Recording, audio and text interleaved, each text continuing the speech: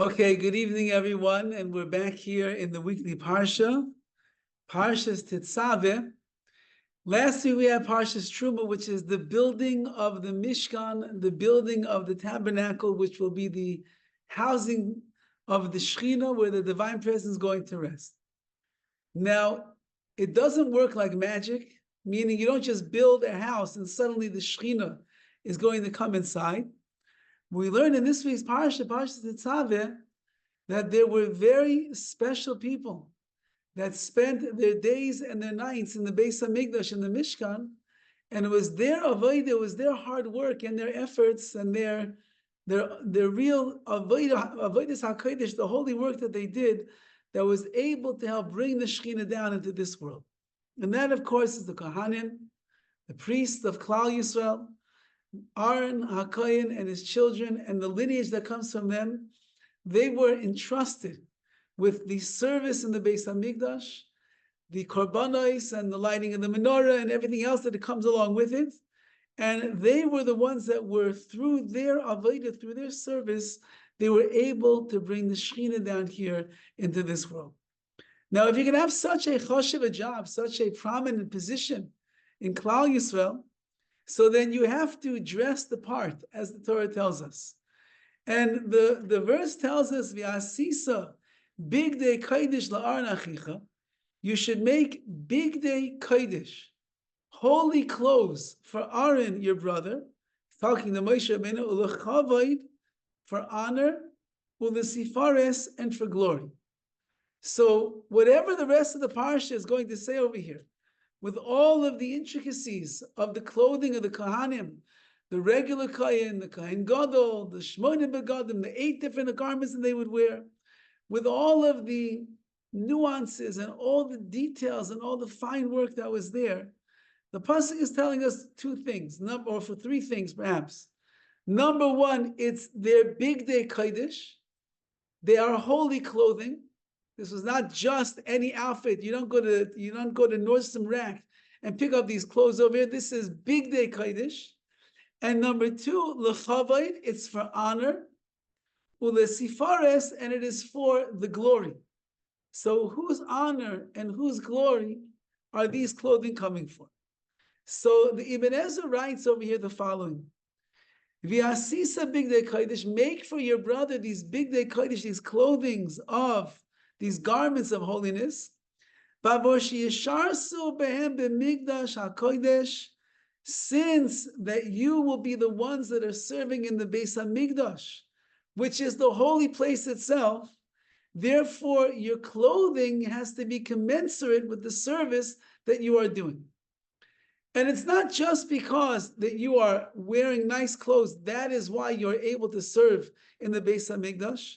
But as we know, the clothing that a person wears has a very strong influence on the way in which that person behaves and the way that they act. So if you are wearing bigdei kodesh, holy clothing, garments that are made by the chachmei lev, by the wise-hearted individuals of Klal Yisrael, designed by the master designer himself, the Ribono Shel Olam, and it was followed to a T with holiness and exactness, and they were made the way that Hashem wants them to be made. So then when you would put on those garments, when you would put on that clothing, when you would dress yourself as the Kohen or as the Kohen Gadol, so not only do you have clothing that is beautiful, that is fine, that is glorious, but the clothing that you're wearing has the impact, has the effect on you. You realize what a sacred servant of Hashem you are. And that's what it says over here in the Ibn Ezra goes on, lechavod ulesifares, sheisparu behem, they would be glorified through the clothing. Ki ein echad mi Yisrael sheyalabesh keila, there was nobody else in Klal Yisrael that was allowed to wear these clothing.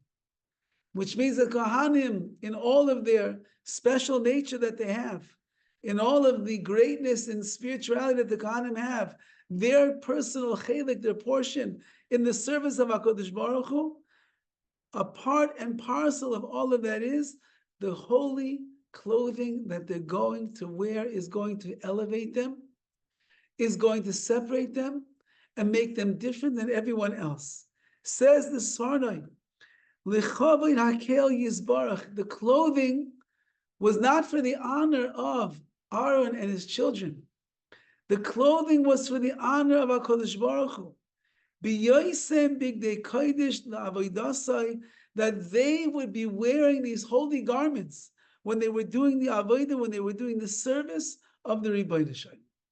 So clothing is a very important thing. It's hard for us. We live in Los Angeles, California. It's the land of no clothing. That's what it is like over here. It's the land that it's the sunny Baruch Hashem all year long. It's like sunny, like a rain day is like a frum man's greatest dream. That means that everyone's going to be wearing clothing on a day like today. But in general, in Los Angeles, it is the land of no clothing.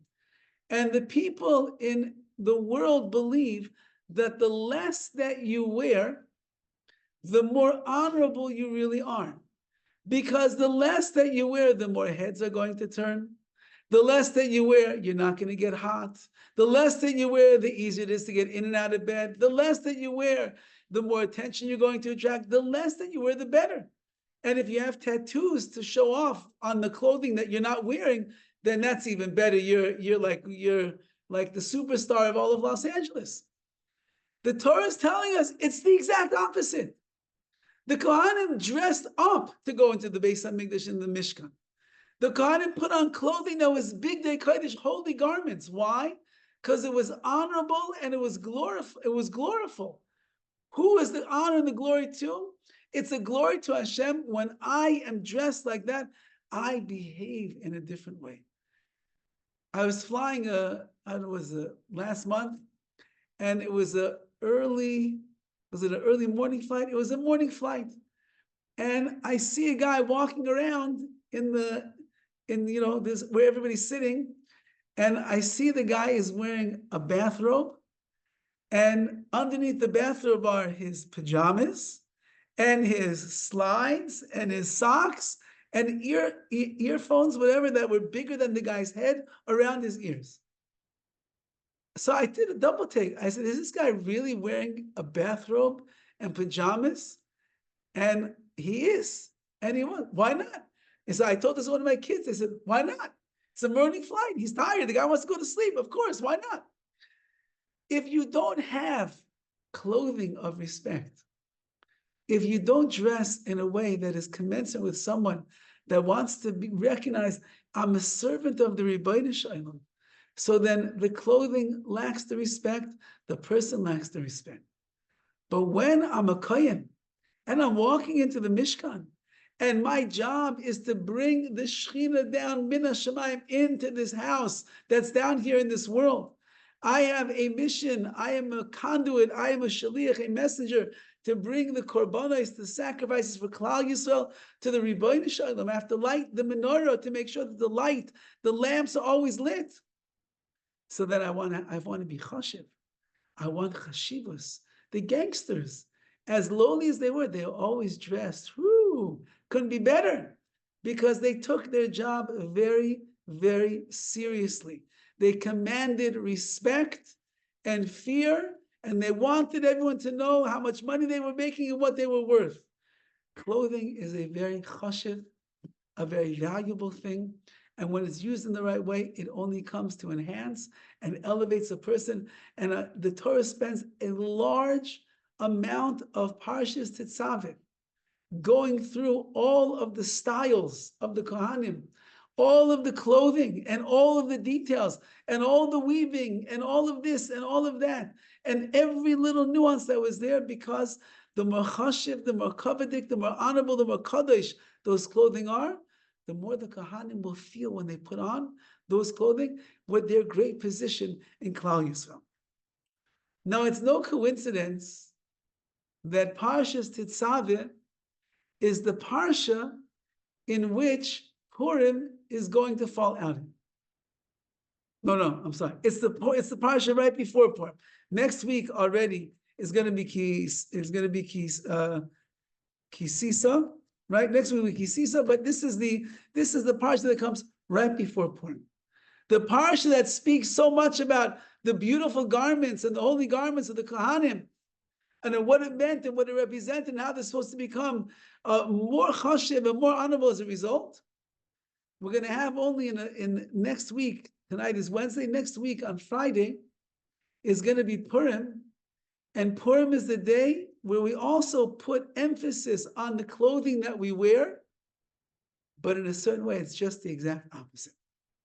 Because there is a hallowed minhag, a custom amongst Klal Yisrael, that children and many adults alike, even it's brought down in the Shulchan Aruch like this, will find themselves dressing up, not in the big day kahuna and the big day kodesh per se, not in the holy garments of the Kohanim, but they will dress up in costumes. And if, in fact, Purim is such a holy, lofty day, and if Purim, as the Arizal tells us, is Yom HaKippurim, is only Kippurim, which means that the day of Purim could technically be on a holier spiritual plane than Yom Kippur itself, so then why are people running around in costumes? Why are there men? The Shulchan Aruch brings down, a man is allowed to dress in women's, well, I guess in LA they know that already, but a man is allowed to dress in women's clothing, and it's not against the halach on Purim. And the children run around in their army uniforms and the Rebbe uniforms and the Queen Esther uniform and the Haman uniform. And adults, families have whole themes that they do, and everybody gets dressed up like the same thing, and they're all part of the whole program. So why is such a holy day? On a day that you could literally, I have a friend that when he was learning in yeshiva in Monsey, I believe he was learning in Or Sameach, one of the Rosh Yeshivas' name was Rav Shur. And Rav Shur is a very holy Jew. And at the Suda of Purim, so he would go along, they would sing and they would dance and they would say Divrei Torah. When it would get towards the end of the Suda, he would tell the Bachrim at the table, he says, it's getting to the end of the Suda, it's Ne'ilah. It's like Ne'ilah at the end of Yom Kippur, and at that time he would dress himself in his kittel, his white robe that he would wear on Ne'ilah, and he would spend the rest of the Suda dressed in the kittel, tshuva, singing, holiness, kedusha, dveikis, being close to Hashem. Yom Kippur Purim is a very holy day.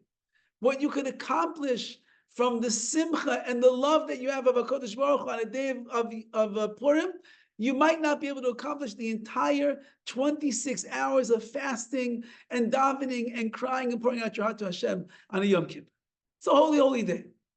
So why are we dressing up like soldiers? Why are we dressing up like Superman? Why are we dressing up like basketball players and coaches? What are we doing? We're putting on costumes on a holy day like this. Holiness means big day Kodesh. That means like when you come to Shul on Shabbos, you dress in your big day Kodesh, in your holy Shabbos clothing. When you go to Shul on Yom Tov, it says even the clothing of Yom Tov should be more valuable and fancier than what you wear on Shabbos. I wear my big day Kodesh. On Purim, it's brought down. A person wears big day Shabbos, and yet we know at the same time, people wear their costumes. So the costume is for what? To enhance my Purim? To make me on a loftier level, to bring me to a place of kedusha, of holiness? And most people dressed in their costumes certainly are not feeling the holiness of the day. They're feeling the holiness, or perhaps the emptiness of what goes on when the person looks at themselves in the mirror and they look at that costume, they start acting like the person that they're dressed as, which is nothing to do with them. What is the pshat in the costumes of Purim? And what is this dovetail from PARSHAS TETZAVEH, where Kohanim dressed up to become these holy people in the Mishkan, in the tabernacle? And what are we doing? So we have to understand what are the reasons. We don't have any other Yom Tov in the year where a person dresses up, where it's part of the festivities of the day to dress up in costumes. You don't find people on Sukkot running around the streets in costumes. You don't find people on Shavuos learning the whole night dressed up as Rin Tin Tin. You're not going to find such a thing because it doesn't exist. That's not the way of the world. And yet Purim, this festive, happy, lucky go day, is a day of costumes. What is the reason that we wear costumes? So there are several reasons that are brought down in the Svarim, in the Seif, in the Minhagim, Time and Minhagim, and the like. And that is the following: that if you look at the story of Purim, so as we know, the Vilna Gaon points out that although there were miracles after miracles after miracles, and we know that HaKadosh Baruch Hu is the only one that can do a miracle in this world, so therefore the entire story of Purim is HaKadosh Baruch Hu showing his might and showing the way that he took care of us and protected us and rescued us and brought us salvation. So then you would expect, if you are the Ribbono Shel Olam, and you are now giving over the Nevuah to Mordechai and Esther to write down the words of the Megillah, so then they should certainly write about all the wonders and the miracles that Hashem did for Klal Yisrael. And yet the Vilna Gaon points out that oddly enough, in the Megillah, you will not find Hashem's name even once in the Megillah. He's not there. HaKadosh Baruch Hu disappeared. So how could it be that Klal Yisrael is living in miraculous times that only can be done through Hashem? Miracles don't happen any other way. And yet Hashem's name is not in the Megillah. It doesn't make any sense. And the answer that is given, the Vilna Gaon and others explain that the word Esther, as the Gemara says, Esther min Torah minayin, where do I know the name Esther? Where can I find that name in the Torah? And the Gemara says from the pasuk towards the end of the Torah that says, Haster Aster Panai Bayomahu. Hashem says to Klal Yisrael, when you hide yourself from me, when you distance yourself from me, when you turn your actions away from me and they're no longer what I want you to do, so Haster Aster Panai, I will certainly conceal my face from you as well. And you will not be able to see me. If you are running away from me and you're running towards other people to give you a hand and help you out in this world, then it must be, says HaKadosh Baruch Hu, you don't really feel that you need me. If you don't really need me, so then you are hiding yourself from me. So guess what? I'm like a shadow. I'm like Mida Keneged Mida, measure for measure. The way that you deal with me, that is the way that I deal with you. You turn your face away from me, I will turn my face away from you. You're hiding from me, says Hashem. I will hide from you, says the Vilna Gaon. You won't find Hashem's name in the Megillah. He's hidden. And that was on purpose, because HaKadosh Baruch Hu was saying, Klal Yisrael began to hide themselves during the time of Purim story, and therefore I'm hidden from them as well. Now, that being said, that HaKadosh Baruch Hu is not in there, that means that he is in there, but you have to look very hard to find him. He's covered up. His actions are masked. You can't see them on the surface. You need to start peeling away all the layers of the story, all the details that are there, as many of the Meforshim go through from the beginning of the Megillah till the end. How many things look on the surface coincidental, and yet it's all the orchestration of HaKadosh Baruch Hu, the master of orchestrating all of the events for Klal Yisrael. Hashem put everything into place exactly the way that it is. So when you begin to peel away and you lift the mask that's in the Megillah, and you begin to read into the words and you begin to explore the Meforshim, the commentators, to understand deeper levels of what is going on, then you begin to find and discover who's behind it all. It's all Hashem. The word Megillah, which means literally a letter, is the same words, the same letters as Megale, which means to reveal. The purpose of the Megillah, as you're going through the scroll and you're reading all the words and you're seeing the story, the fascinating story, you need to be discerning in the details that are there, and then you will start to be Megale, you will reveal HaKadosh Baruch Hu's presence in the Megillah. Say the Mefarshim and the Bali Halacha that for this reason we wear costumes on Purim, to remind us that just as HaKadosh Baruch Hu concealed himself from Klal Yisrael, because Klal Yisrael was concealing themselves from the Rebbeinu Shalom, and in the Megillah you will not find Hashem, a mention of Hashem at all. And it is for you to peel away the mask of Hashem and find out that he's right there. So we put on masks to remind us that HaKadosh Baruch Hu and his miracles on the Yom Tov of Purim, they're hidden from all of Klal Yisrael. That's one of the reasons that some people eat by their Purim Seudah. They eat a kreplach.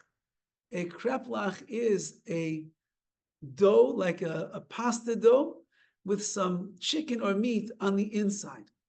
Why do we eat a kreplach on Purim? The reason is because the meat that's inside is covered up by the dough. You can't see the meat. And it is a custom that we have, another reminder that the story of Purim is covered up by the dough. You can't see what's inside.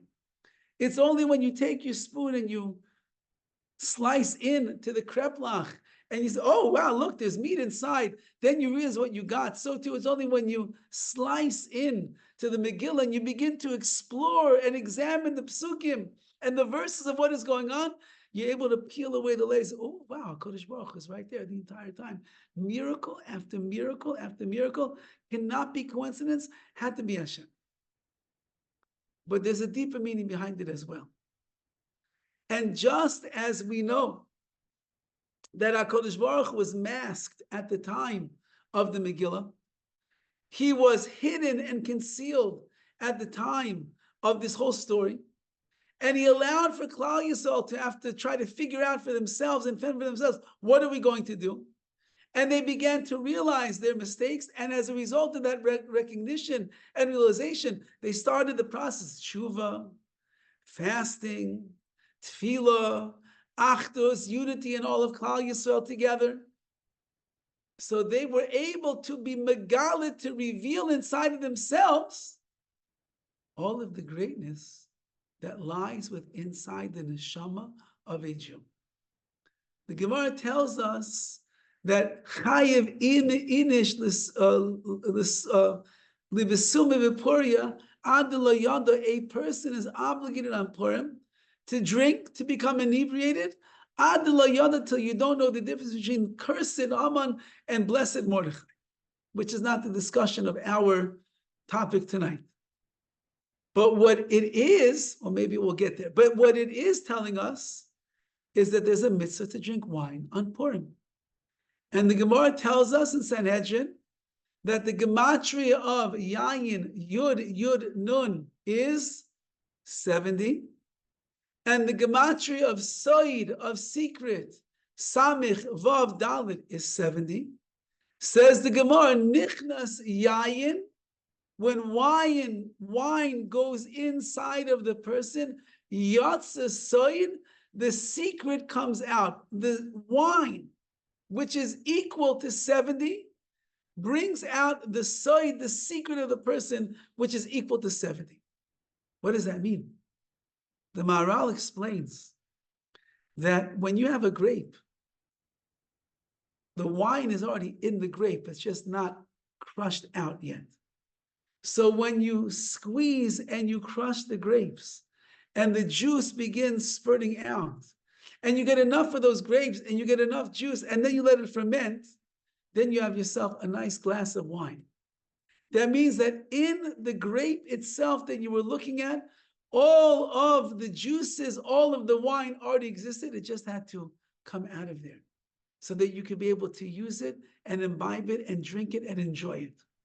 Says the Maharal, Nichnas Yain, when that wine, which itself is a liquid that was created through the squeezing process, which brought out that which was in the grape, goes inside of you, Yatsa Said, your secret, your foundation of who you are, your neshama begins to appear and reveal itself as well. The wine that we drink on Purim is supposed to reveal the neshama that is inside of us in a way that we cannot always do every other day of the year. Say our holy sages, there's a minhag, and the custom is to wear masks, to wear costumes.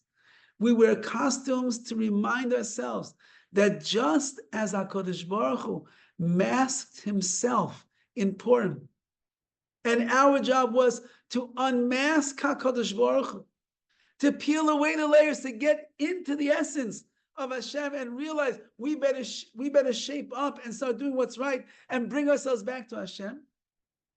So every person walks around almost the entire year in a costume of the person that we would like everyone to think that we are. We have our persona, we have our traits, we have the things that we talk about that we like, even if we don't like them so much.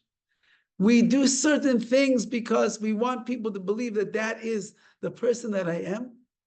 And we are covering ourselves up in a costume. It's called the body, the very good costume. It covers up our soul all year long. We are wearing a costume 24/7, 365 days of the year, a goof, a body that conceals the neshama. You cannot see the neshama most of the days of your life. If you hear a little bit of a faint whisper in the background, you're very lucky. You know that you have a soul inside of you. On Purim, we wear a costume. We cover up that body. We cover up the costume of the year. We cover up the persona that we've had all year long. And our job is to get inside of ourselves and begin to realize who we truly are. And the only way that you'll truly recognize who you are, what you're all about, what's inside of you, is when a person begins peeling away the layer, unmasking the mask, shedding yourself of the costume of the year, and allowing the neshama to shine forth in a very beautiful and a powerful and a loving way. And this is one of the great reasons why people dress up on Purim. They dress up on Purim to cover that which is unimportant in order to reveal that which is truly important, which is your neshama. The wine helps, the singing helps, the dancing helps, the costume can help, the learning the Megillah will help, all of that will help. But the one who will help the most is you. The one that can help the most get inside of you and reveal the greatness that's inside, nobody else can do that besides you. And on Purim, we got to spend the time to be able to get in there, to understand, to be able to grow, to be able to get to a place like the Arizal says, that Purim is even greater on a spiritual plane than Yom Kippur, because when you're serving Hashem out of love, and you're serving HaKadosh Baruch Hu out of simcha, that's greater than out of fear, and it's greater than a dirge, and it's greater than the concern and the anxiety that I have on Yom Kippur. Am I going to make it to the next year, not the next year? Purim, it's all joy. It's all happiness. It's all love of Hashem for everything that He does for us. And that's the way that a person serves HaKadosh Baruch Hu, Ibdas Hashem, b'simcha, with joy. The Kohanim wore the costumes, not the costumes, they wore their uniforms. They wore their big day kodesh, their holy garments, to bring out the best in them. When they would put on the mitznefes, when they would put on the tzitz on their forehead that says, Kodesh la Hashem. So the kohen that's wearing that forehead plate, that he knows says, Kodesh la Hashem, that means he's saying, I am a person that is holy to Hashem.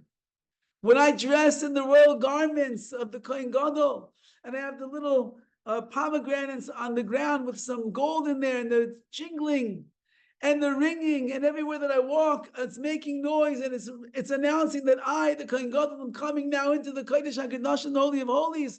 There is a lofty level that a person feels because the clothes are influencing me in a positive way. So too on Purim, the costume, if you decide to dress up, then the costume should influence you in a positive way.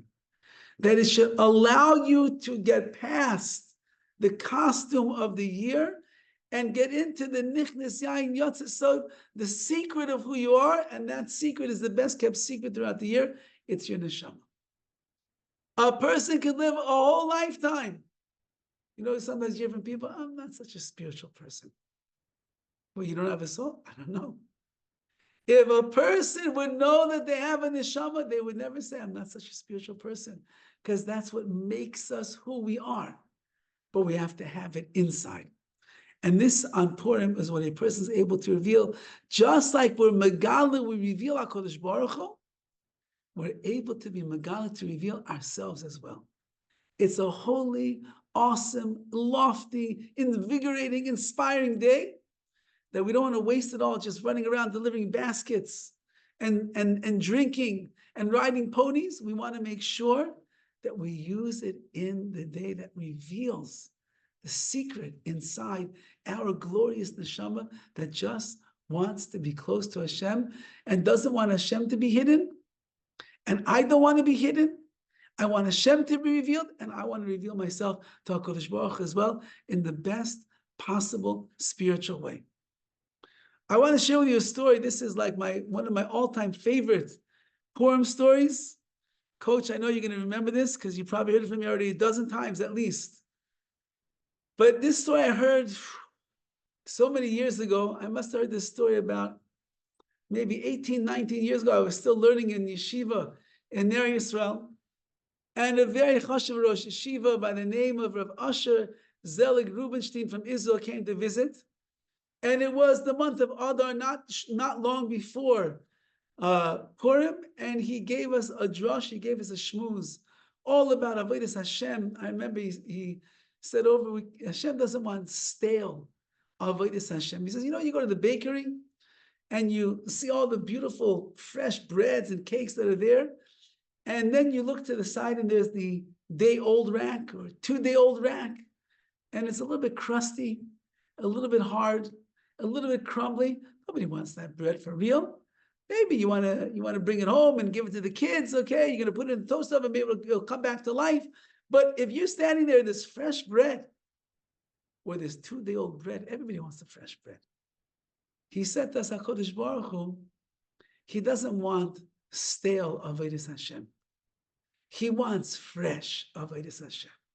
He wants us every day of our lives to find the freshkeit, the newness, the excitement, the enthusiasm, the elevation in our Yiddishkeit, in our Torah, in our learning, in our davening, in our mitzvahs. That's what Hashem wants.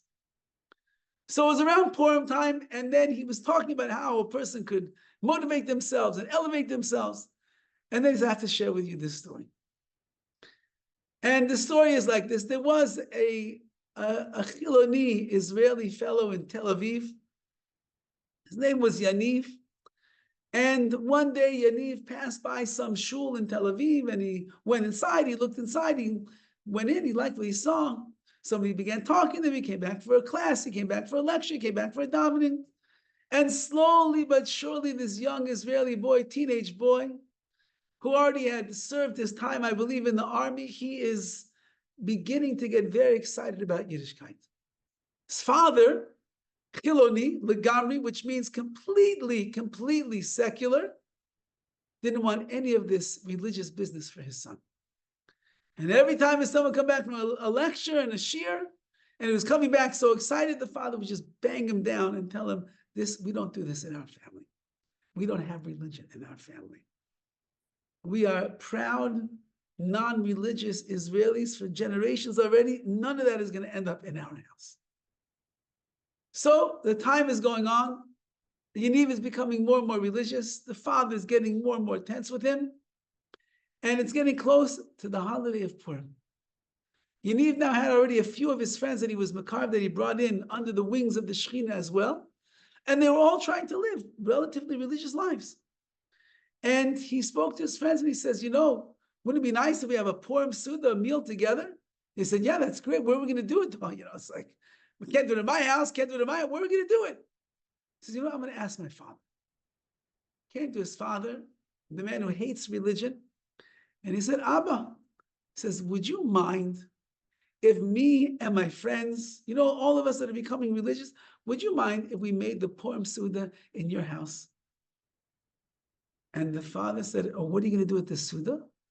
He says, well, we're going to eat good food. We're going to drink wine and alcohol. And we're going to sing and dance, probably say Divrei Torah. Would you mind? And the wheels start going off in the father's head. Ooh, my son's going to get drunk on Purim. And he says to his son, Betach, of course, my pleasure. He says, drinks on the house, I'll pay for everything. Now, what was the father thinking to himself? He's thinking like this. My son holds himself to be such a holy Jew. He's a pious man right now. He doesn't go to the beach anymore in Tel Aviv. He won't go to the clubs anymore in Tel Aviv. Oh, he's very religious.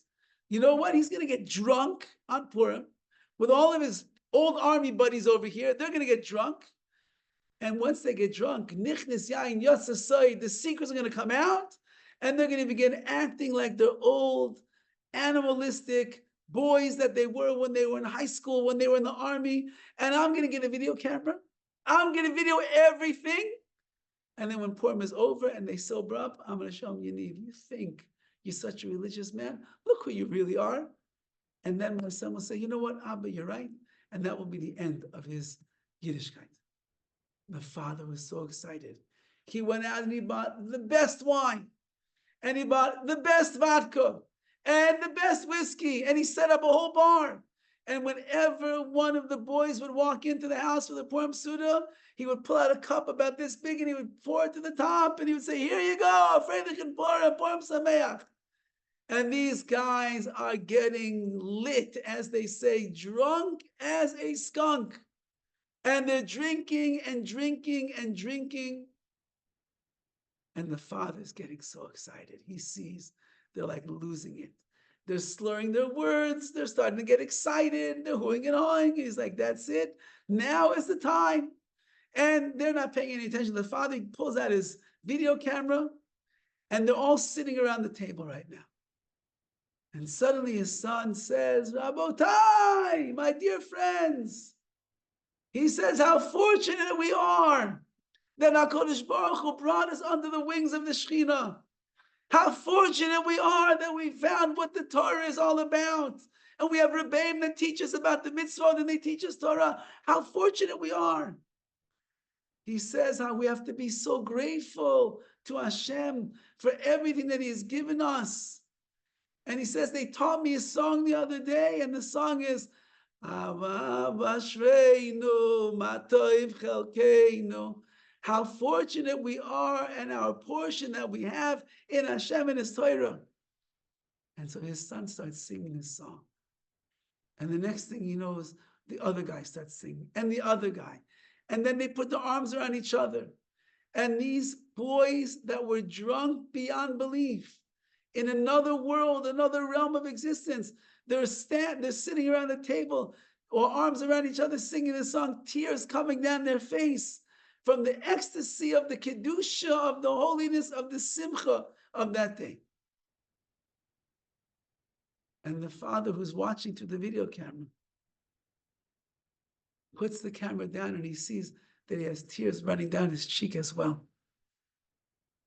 Because he just saw for the first time in his life, he saw the truth. And the boys went on for many hours, singing and dancing and giving each other brachas and divrei Torah. And the next morning, when Yaniv got over his hangover, his father came to him and he says, I want you to know something. I was plotting yesterday on your Purim Suda to catch you in the act. I wanted you to get drunk and I paid for all the alcohol and I gave it to everyone to drink because I was hoping that when you would get drunk, you would begin to act in your old wild days and I would record it all and I would show you. You think Torah is real? You think the change that you're doing is real? I was going to show you nothing has changed at all. You're just as lowly as you were before. He said, but yesterday, as I was watching you and your friends drink cup after cup, get drunk more one than the other. And at the moment that I thought you were going to lose yourself, you did lose yourself. But you lost yourself in spiritual bliss. And you sang out to Hashem. You were crying to HaKadosh Baruch Hu in gratitude. You and all of your friends together as one. I've never seen anything as beautiful as that in my life. I grew up a Chiloni in Israel. We were taught to despise the religion, to despise the Charedim, to look down on anything that is archaic and is antiquated and has nothing at all to do with what life is all about. And that's what I always believed. Until yesterday, when I saw the truth. And he said, my dear son, I want that also. Please, bring me into the world of Torah and let me see what it's all about. Not only was the son a Baal Tshuva, the father became a Baal Tshuva as well. Why?